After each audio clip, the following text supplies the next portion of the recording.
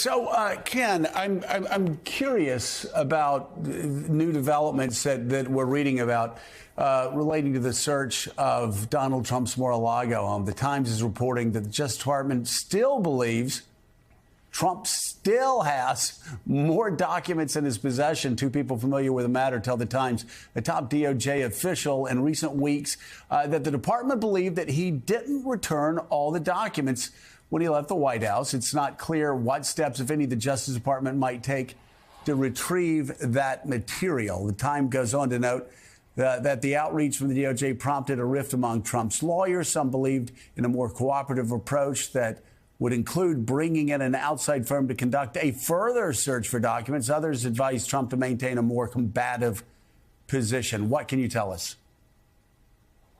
Yeah, Joe, the Wall Street Journal, I notice, has also confirmed that story. We have not at NBC News, though we have no reason to doubt it, that Jay Bratt, the head of the DOJ's counterintelligence section, has notified the Trump lawyers that they think that there may be more classified documents out there. It's extraordinary, right? If that were true, it's just mind-boggling. It's like, when is this guy going to give up all the classified documents that he took with him? And remember, too, the videos of Trump aides loading boxes into private jets that were headed for Bedminster. At the time, I asked law enforcement sources about that and whether there were concerns about that and whether they intended to perhaps search Bedminster. And the response I got was, look, if we had that evidence, we'd already be searching.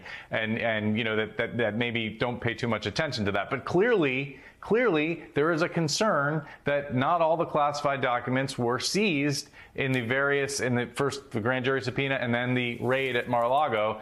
And if they discover more, I mean, it seems to me that just it's a devastating piece of evidence and makes it more likely that they charge this case.